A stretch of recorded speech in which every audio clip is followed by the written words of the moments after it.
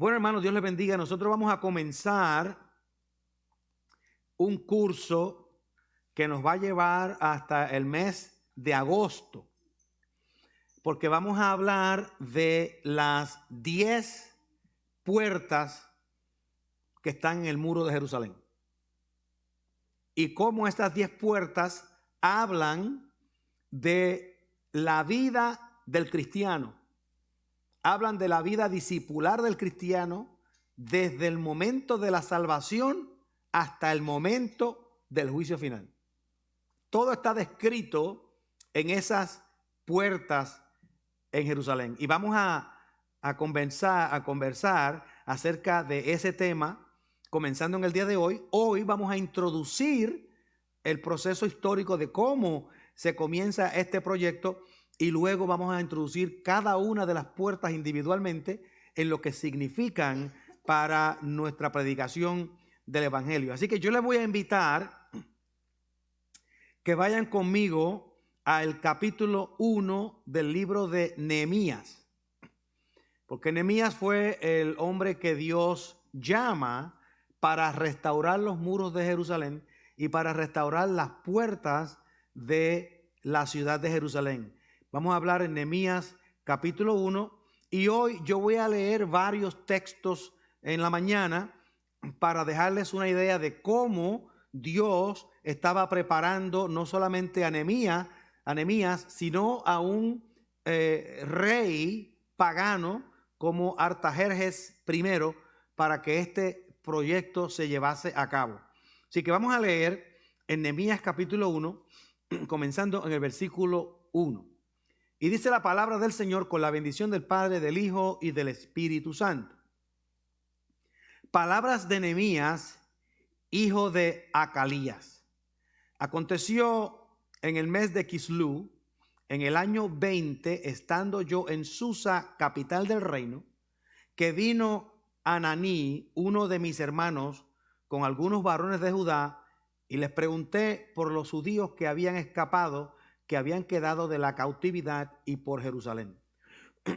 Y me dijeron: el remanente de los que quedaron de la cautividad allí en la provincia están en gran mal y afrenta, y el muro de Jerusalén derribado y sus puertas quemadas a fuego. Cuando oí estas palabras me senté y lloré e hice duelo por algunos días y ayuné y oré delante del Dios de los cielos y dije: te ruego, oh Jehová, Dios de los cielos, fuerte, grande y temible, que guarda el pacto y la misericordia de los que le aman y guardan sus mandamientos, esté ahora atento tu oído y abiertos tus ojos para oír la oración de tu siervo, que hago ahora delante de ti día y noche por los hijos de Israel, tus siervos, y confieso los pecados de los hijos de Israel que hemos cometido contra ti. Sí, yo y la casa de mis padres hemos pecado. En extremo nos hemos corrompido contra ti, y no hemos guardado los mandamientos, estatutos y preceptos que diste a Moisés tu siervo. Acuérdate ahora de la palabra que diste a Moisés tu siervo, diciendo: si vosotros pecareis, yo os dispersaré por los pueblos. Pero si os volviereis a mí y guardareis mis mandamientos y los pusiereis por obra, aunque vuestra dispersión fuese hasta el extremo de los cielos, de allí os recogeré y os traeré al lugar que escogí para hacer habitar allí mi nombre. Ellos, pues, son tus siervos y tu pueblo, los cuales redimiste con tu gran poder y con tu mano poderosa. Te ruego, oh Jehová, esté ahora atento tu oído a la oración de tu siervo y a la oración de tus siervos, quienes desean reverenciar tu nombre. Concede ahora buen éxito a tu siervo y dale gracia delante de aquel varón, porque yo era el copero del rey. Oramos. Señor, te damos gracias por esta oportunidad de compartir estos pensamientos y pedimos que sea de bendición para cada uno de nosotros. leyendo un poco de la historia, leyendo un poco del proceso de cómo, Señor, tú te revelas a nuestras vidas. Gracias te damos en el nombre de Jesús. Amén. Amén. Si algunos de ustedes se sorprendieron por la última frase al leer en las Escrituras, que yo la leí diferente a como ustedes la leyeron allá, es porque en la traducción que tenemos en español tradicionalmente dice porque yo servía como copero del rey, pero la traducción real debe de ser porque yo era el copero del rey. O sea, que él estaba hablando de su posición, no de su acción en la relación con el rey de aquel entonces. Cuando el Señor Jesús entró en Jerusalén, que nosotros hablamos de eso, o Víctor habló de eso, de la entrada triunfal a Jerusalén. Cuando el Señor entra a Jerusalén para proclamar en público su título como rey, las multitudes gritaron Hosana, Hosana en las alturas. Esto enfureció a los líderes religiosos de su tiempo. Se enojaron y querían silenciar las voces de aquellos que adoraban y que se postraban frente al Señor. Querían silenciarlos de una forma o de otra, pero el Señor Jesús les contesta de una forma bien interesante y dice, Él respondiendo les dijo, os digo que si estos callaran, las piedras clamarían. Cuando nosotros leemos un pasaje como ese, inmediatamente comenzamos a pensar en las piedras que hay aquí en Columbus, Georgia, en las piedras que hay en Puerto Rico, que hay en México y en el resto del mundo. Pero cuando el Señor está hablando de las piedras que van a hablar, Él está hablando de las piedras que representan el muro de la ciudad de Jerusalén. Él está hablando del testimonio de los años de construcción, de los años de vida, de lo que significa para Israel, para Jerusalén, para aquella ciudad donde Dios ha puesto su nombre. Él dice, estas piedras van a dar testimonio de las profecías y del mensaje que se ha dado a través de los años y de los siglos. Y esa ironía que el Señor presenta es como una reflexión de invitar al pueblo y a los líderes a decirles, ustedes tienen que regresar otra vez a la ley de Moisés y entender lo que dicen las Escrituras. Y en el Salmo 24:7 leemos estas palabras, alzad, oh puertas, vuestras cabezas. Estamos usando lenguaje simbólico, pero estamos usando lenguaje metafórico que va a dirigir la gente a algo en particular. Y alzaos vosotras puertas eternas y entrará el Rey de Gloria. O sea que las puertas iban a testificar de la entrada de Jesucristo en Jerusalén. Y tenemos aquí estas piedras que por siglos fueron establecidas y por siglos se mantuvieron dando testimonio de quién Dios es en relación al pueblo de Israel. Juan el Bautista había sido silenciado, lo habían eliminado. Y más tarde los apóstoles fueron regados por todo el mundo. Pero el Señor estaba diciendo en aquel momento que los recibieron iban a cantar el coro de aleluya acerca del mensaje que Él traía en Jerusalén. Si ustedes van a los Salmos van a encontrar muchas referencias acerca de las puertas de Jerusalén. Van a encontrar muchos momentos de adoración acerca de las puertas de Jerusalén y de las paredes de Jerusalén. Van a encontrar que la gente encontraba paz y satisfacción dentro de los muros de Jerusalén. Y precisamente hoy, de una forma curiosa, cantamos un coro que decía, los muros caerán. Y efectivamente, un día los muros caerán porque el Señor va a reinar sobre todo el mundo y los muros de Jerusalén ya no van a retener el nombre de Dios dentro de sus paredes. Así que nosotros vamos a hablar de las paredes y vamos a hablar específicamente de las puertas, porque cada puerta es un proceso, un paso en el proceso de discipulado del creyente. Amén. Así que nosotros empezamos a hablar con este hombre que se llama Nehemías. Nehemías aparece en escena viviendo en Persia, donde el rey de Persia era un individuo que se llamaba Artajerjes. Nosotros ya conocemos un poco acerca de Persia, Porque en Persia tenemos la historia de Esther, que vino a ser reina en Persia, también con el rey Artajerjes, pero era un rey diferente al que se encontramos con Nehemías. Sin embargo, durante ese tiempo encontramos que Nehemías, que el nombre de él significa el Señor trae consuelo. Qué nombre tan espectacular, ¿verdad? El nombre de Nehemías, el Señor trae consuelo.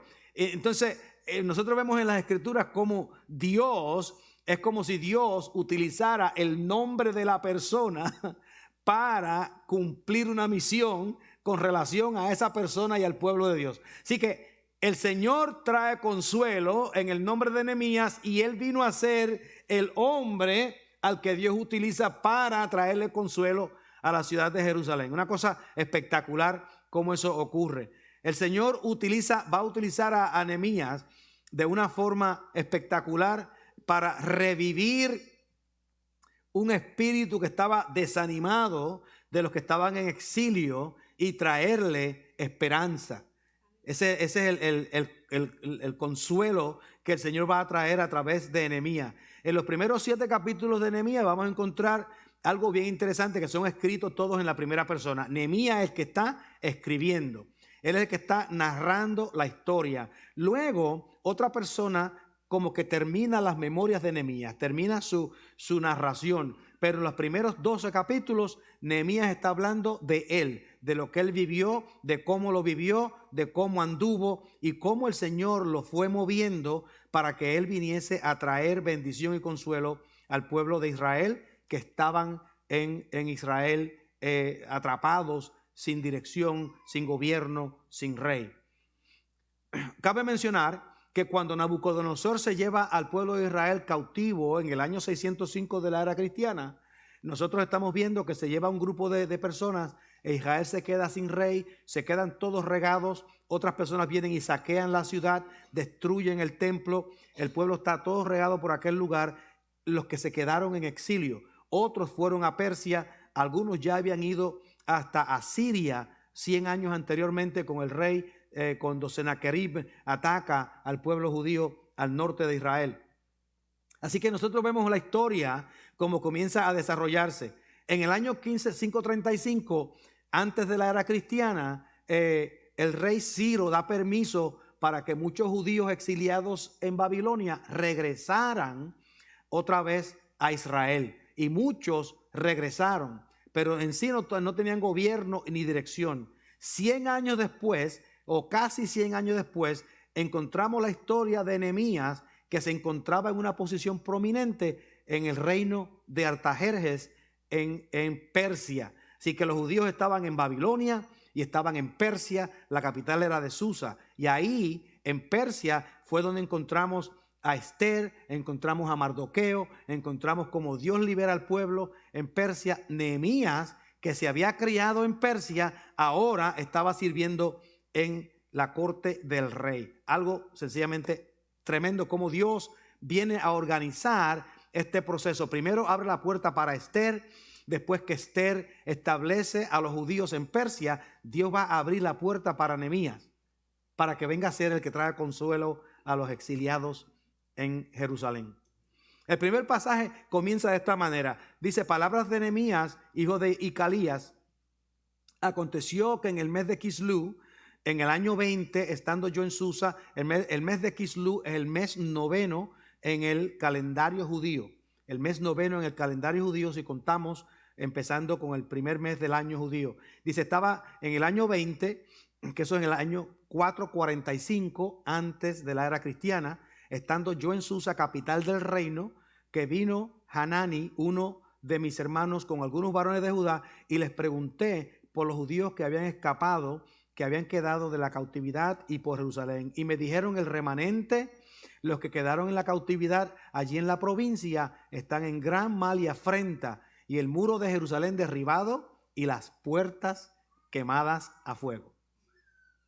Las puertas quemadas a fuego. Este mes, obviamente, diríamos el mes noveno del calendario judío, y nosotros podemos comenzar a ver que está narrando ahora un dato histórico, el año 20 del reinado de Artajerjes. Él reinó 40 años en Persia en aquel tiempo. Lo que quiero destacar en esta sección es lo que viene, lo que habla acerca de un remanente.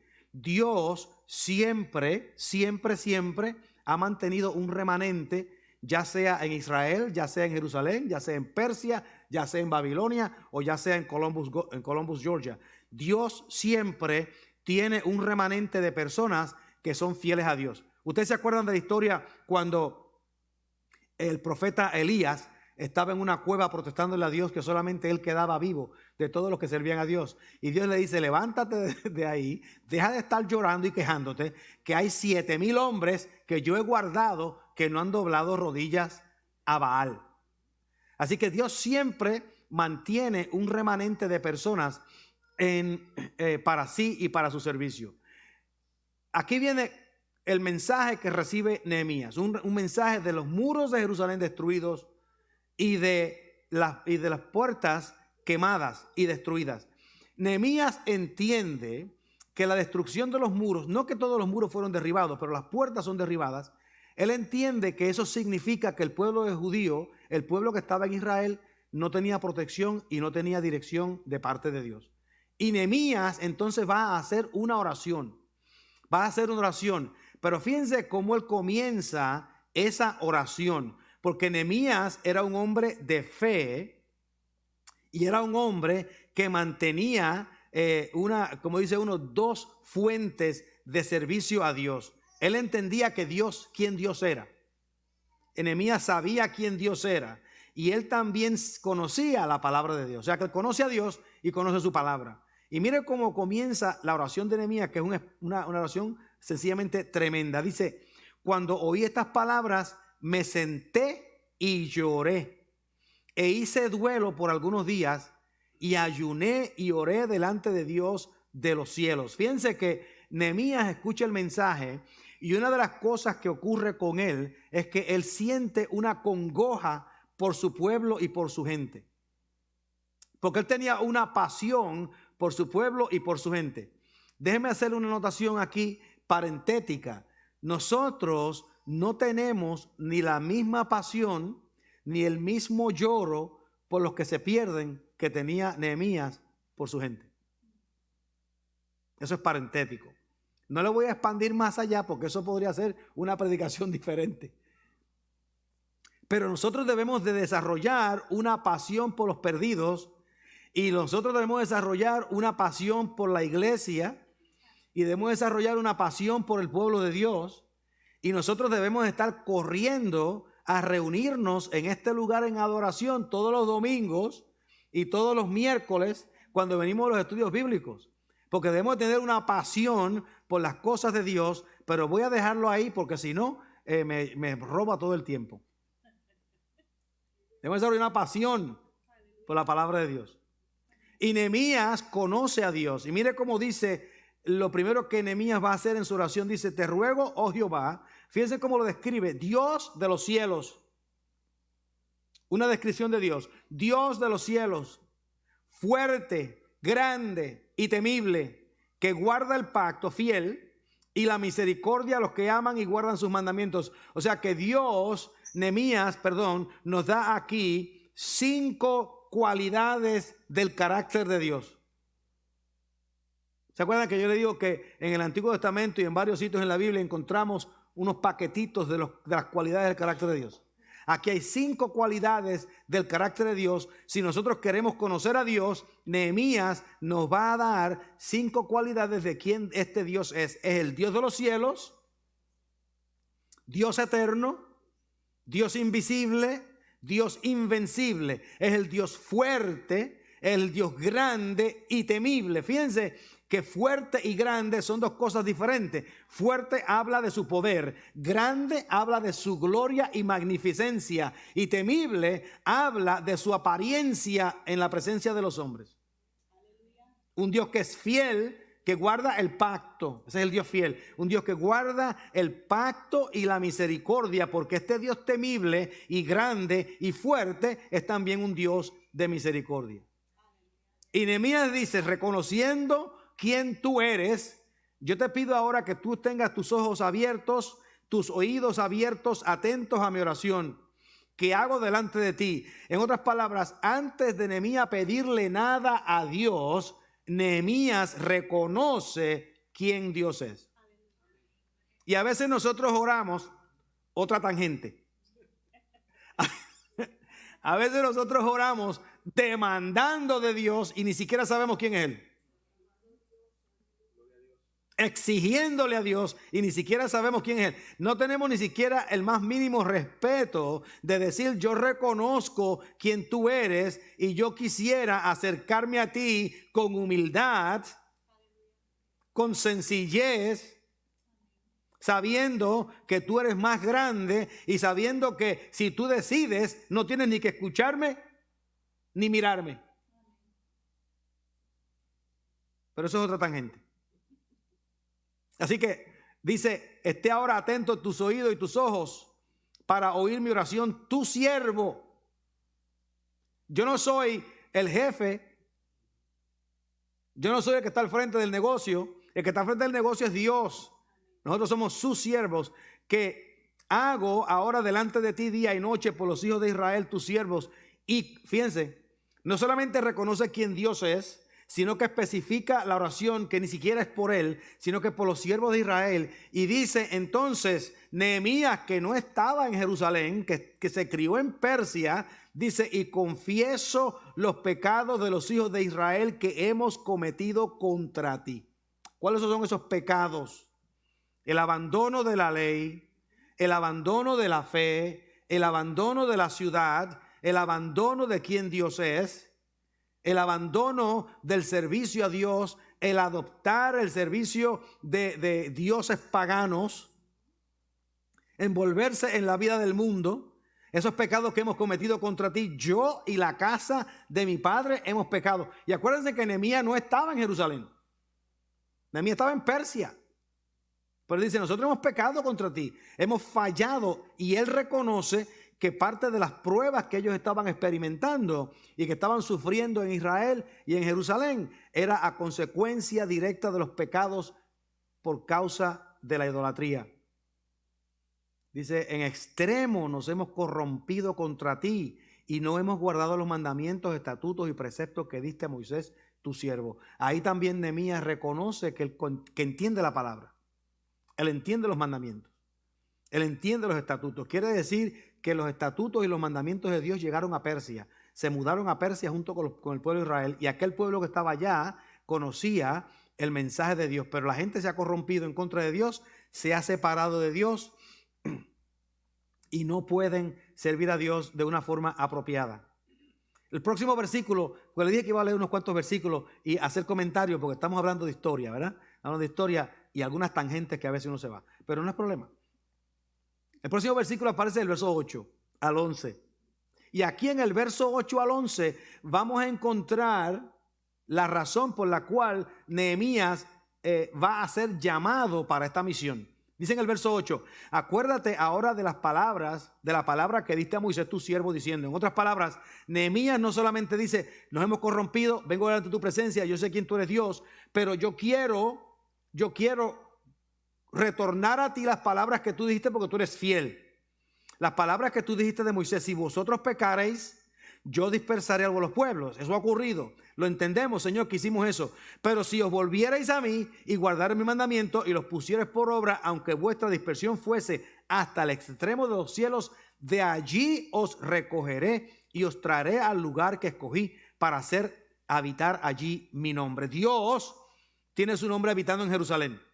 Y dice Nehemías que Dios le prometió al pueblo de Israel a través de Moisés que no importa cuán dispersado el pueblo estuviese, no importaba cuán grandes fuesen sus pecados, no importaba, se pudieron haber dispersado hasta los cielos, pero si se arrepentían, el Señor los iba a recoger y los iba a regresar al lugar donde habitaba su nombre. Oiga, hermanos, en el día de hoy el nombre del Señor habita en la iglesia. Eso es otra tangente. Habita en la iglesia.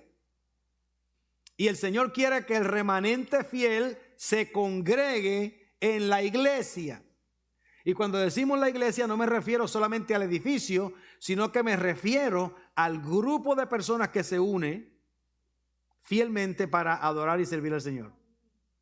El verso 10 dice: ellos pues son tus siervos y tu pueblo, los cuales redimiste con tu gran poder y con tu mano poderosa. Y nosotros acabamos de terminar la celebración de la resurrección de Jesucristo, de la crucifixión y la resurrección de Jesucristo. Y si hay evidencia de que Dios nos redimió con gran poder y con mano poderosa, es la muerte y resurrección de Cristo. Que Nehemías no estaba hablando de eso. Nehemías estaba haciendo referencia al éxodo.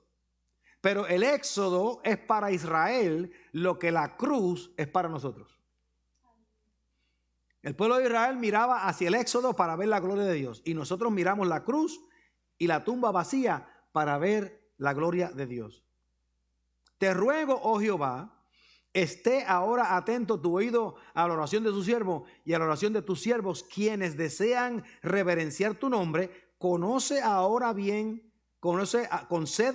buen éxito a tu siervo y dale gracia delante de aquel varón. Oigan esto. Nehemías está orando. Él está orando por el pueblo.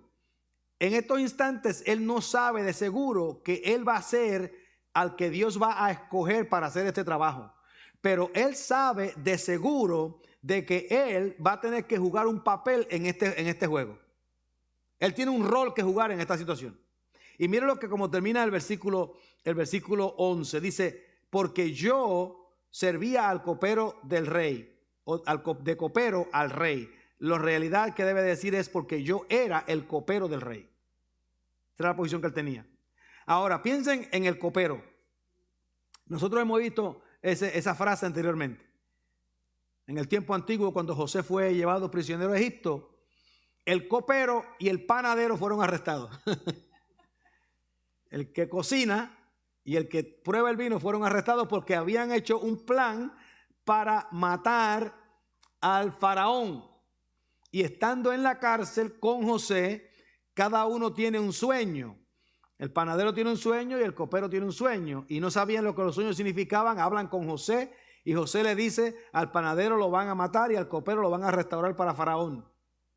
Y le dice al copero: cuando te restauren, no te olvides de mí que estoy aquí en esta cárcel. Pasaron 13 años antes que el copero se acordara de José. 13 años antes que se acordara de José. Y ahí está el copero restaurado. Pero ¿cuál es el trabajo del copero? El trabajo del copero era probar el vino o las bebidas del rey. En otras palabras, si alguien quería envenenar al rey, el primero que se envenenaba era el copero. O sea que era un trabajo más o menos de mucha confianza, es un trabajo de mucha intimidad con el rey, es un trabajo bien específico con relación al rey. Y este Nehemías era un hombre judío, no persa. Era a quien el rey le confiaba su vida. Y Nehemías era el que venía y probaba las copas del rey. Y entonces dice: yo era copero del rey. ¿Qué quiere decir eso? Eso quiere decir que él tenía acceso al rey. Yo tengo acceso al rey. Pero había un problema porque Nehemías estaba pensando en algo bien importante aquí. Nehemías estaba pensando que hay que hacer algo en Jerusalén. Alguien tiene que decirle al rey que se haga algo en Jerusalén. Pero nosotros encontramos un libro que ocurre unos cuantos años antes que Nehemías, el libro de Esdras, donde en el libro de Esdras, este mismo Artajerjes, rey de Persia, había dicho que no se podían reconstruir las paredes, los muros, ni las puertas de Jerusalén. Y ese edicto del rey de Persia no podía cambiarse. Ese edicto no podía cambiarse de ninguna manera. Y Nehemías ahora estaba en una situación bien difícil, similar a la situación que estaba Esther. Ustedes se acuerdan que Hanán quería matar a los judíos en Persia. Y Mardoqueo le dice a Esther: tú fuiste levantada para un momento como este. Tú tienes que ir a hablar. Y la cosa era que si ella hablaba con el rey que había dado el edicto que todo el que violara el mandato tenía que ser muerto, ella podía ser la que muriera. O sea que la vida de ella estaba en peligro. Esa misma circunstancia se encuentra en Nehemías. Esther funcionó como reina. Nehemías funciona como copero. Pero si él iba de donde el rey a decirle, yo quiero que tú cambies la orden que tú diste y permitas que se levanten los muros de Jerusalén, él estaba arriesgando su vida. Así que Dios está preparando a Nehemías. Y mire lo que sucede. Seguimos leyendo porque quiero leer el pasaje. En el capítulo 2, comenzando el versículo 1, él nos da otra referencia histórica. Sucedió en el mes de Nisán, en el año 20 del rey Artajerjes. Estamos hablando aquí ahora en el mes 9, es el primer año, es el mes noveno. Quiere decir que el mes de Nisán, estamos ahora hablando 4 meses después. En el mes de Nisán, en el año 20 del rey Artajerjes, todavía en el mismo año de Artajerjes, que estando ya el vino delante de él, tomé vino y lo serví al rey. Y como yo no había estado antes triste en su presencia, me dijo el rey, ¿por qué está triste tu rostro? Pues no estás enfermo. O sea, si tuviese coronavirus, yo entiendo, pero tú no estás enfermo.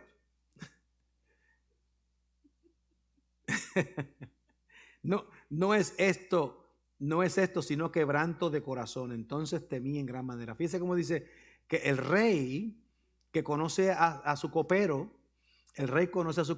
lo ve triste y le dice, tú tienes un dolor en el corazón, tú estás en un momento depresivo, tú estás en un momento difícil, tú no estás enfermo físicamente, por lo tanto, tu enfermedad es espiritual, tienes un dolor espiritual.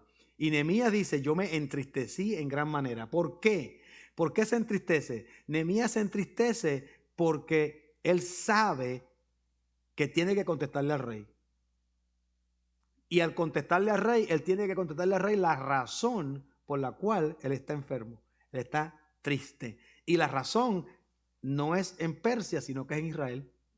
Es en Jerusalén. Y él está triste porque el rey podía negarle su petición. Pero mira lo que sucede en el verso 3. Y dije al rey, contestándole, tengo que contestar la pregunta. Para siempre vive el rey. Eso hay que decirlo siempre. Aunque se fuese a morir la semana que viene, para siempre que vive el rey. No vamos ahora a molestar al rey y crear problemas aquí. ¿Cómo no estará triste mi rostro cuando la ciudad, casa de los sepulcros de mis padres, está desierta y sus puertas consumidas por el fuego? Me dijo el rey, ¿qué cosa pides? Fíjense qué interesante. Nehemías está triste, tiene la confianza del rey lo suficiente como para que el rey le diga qué cosa pides. Entonces oré al Dios de los cielos y dije al rey, si le place al rey y tu siervo ha hallado gracia delante de ti, envíame a Judá, a la ciudad de los sepulcros de mis padres, y la reedificaré. Aquí estamos hablando proféticamente, porque la profecía de Daniel decía, en Babilonia, no en Persia, que con el edicto de la reparación de los muros de Jerusalén, pasarán 69 semanas hasta que se le quite la vida al Mesías.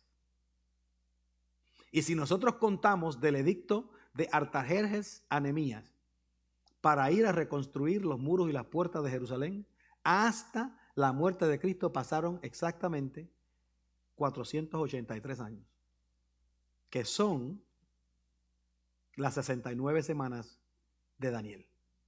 Así que esto es un acto profético. Nehemías está en el centro de la profecía de Dios.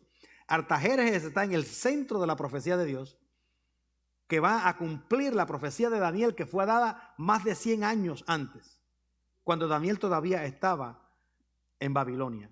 Seguimos leyendo. En el versículo 6 dice, entonces el rey me dijo, y la reina estaba sentada junto a él. Y aquí quiero hacerle un comentario basándome en algunos de los comentaristas. El título que se utiliza aquí como reina no es normalmente la palabra que se utiliza para una reina. La palabra que se utiliza aquí es la palabra segal, que normalmente significa una de las mujeres favoritas del rey de su harén. Porque los reyes tenían más de una esposa. Entonces, esta era una de las mujeres favoritas del rey. Ella está presente con el rey. Y lo más seguro estaba presente con el rey porque ella tenía alguna conexión de amistad con Nehemías y podía conseguir favor con el rey. O sea que Dios está preparando todo este negocio. Entonces le dije al rey y la reina que estaba sentada junto a él: ¿cuánto durará tu viaje y cuándo volverás? Y agradó al rey enviarme después que le señalé el tiempo.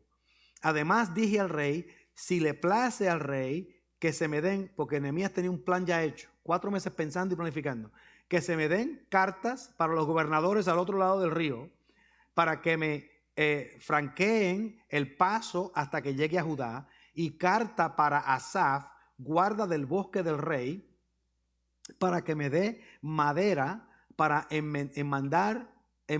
enmaderar las puertas del palacio de la casa y para el muro de la ciudad y la casa en que yo estaré. Y me lo concedió el rey según la benéfica mano de mi Dios sobre mí. Entonces ahí está el pueblo. Nehemías hace una petición. Él quiere madera, va a construir una casa para él donde se va a quedar, va a tener allí un chalet en Jerusalén, en la parte de afuera, mientras construyen y arreglan el asunto. El rey le da paso, le da órdenes y le da también lo que necesitaba para construir la ciudad. Algo espectacular como Dios trabaja y organiza todas estas cosas. Vamos a seguir leyendo porque quiero terminar la última parte del pasaje, porque la semana que viene vamos a entrar en las puertas mismas. Pero Dios preparando el ambiente, en el versículo 9 dice: vino luego a los gobernadores del otro lado del río. Estamos hablando, cuando hablan del río, está hablando del río Éufrates. En el río Éufrates. Persia queda a la parte este del río Éufrates y él tenía que viajar a la parte oeste del río Éufrates yendo hacia Israel. Dice: al otro lado del río, y le di las cartas del rey, y el rey envió conmigo capitanes del ejército y gente de a caballo. O sea que Nehemías tenía un acceso al rey espectacular. Le envía generales o capitanes del ejército y gente de a caballo. Se le mandó un medio ejército con Nehemías. Pero oyéndolo Sanbalat Horonita y Tobías el siervo amonita, le disgustó en extremo que viniese alguno para procurar el bien de los hijos de Israel. Estas dos personas no eran judíos, obviamente. En otras palabras, nosotros vamos a entrar en una acción. Dios nos va a bendecir, nos va a preparar el camino, nos va a dar todos los materiales, nos va a asegurar la casa, nos va a enviar un ejército, y con todo y con eso vamos a encontrar oposición. Así que, hermanos, nosotros como miembros de la iglesia de Jesucristo no podemos pretender que todas las cosas van a estar color de rosa. Vamos a encontrar oposición. La oposición no quiere decir que no podemos funcionar. La oposición quiere decir que Dios, con todo y lo que el mundo haga, con todo y lo que el diablo haga, va a cumplir sus propósitos en nosotros. Y nosotros debemos estar claros de que el propósito de Dios se cumplirá en nosotros. En el verso 17 dice estas palabras, ya terminando. Les dije pues: vosotros veis el mal en que estamos, que Jerusalén está desierta y sus puertas consumidas por el fuego. Venid y edifiquemos el muro de Jerusalén y no estemos más en oprobio. Entonces les declaré cómo la mano de mi Dios había sido buena sobre mí, y asimismo las palabras que el rey me había dicho, y dijeron: levantémonos y edifiquemos. Así esforzaron sus manos para el bien. Y el pueblo se une y ahora vamos a empezar a trabajar. Ahora vamos a empezar la labor por la cual Dios nos llama. Y terminando el versículo 19 al 20 dice estas palabras: pero cuando lo oyeron Sanbalat Horonita, Tobías el siervo de Amonita y Gesem el árabe, hicieron escarnio sobre nosotros y nos despreciaron diciendo: ¿qué es esto que hacéis vosotros? ¿Os rebeláis contra el rey? Y en respuesta les dije: el Dios de los cielos, Él nos prosperará. Y nosotros, sus siervos, nos levantaremos y edificaremos, porque vosotros no tenéis parte, ni derecho, ni memoria en Jerusalén. El Señor nos llama a nosotros a serle fiel. Él nos llama a serle fiel.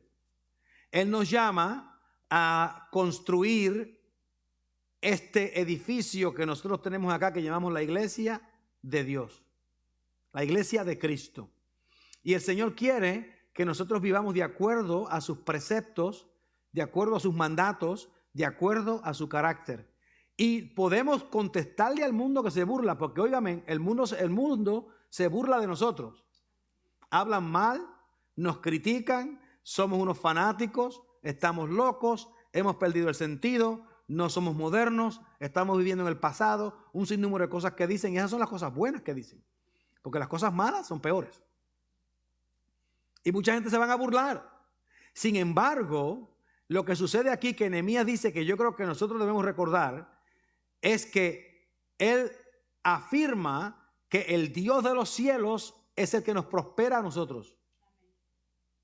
El Dios de los cielos es el que nos guía. El Dios de los cielos es el que nos provee a nosotros el poder, el cuidado para levantar y edificar a su pueblo.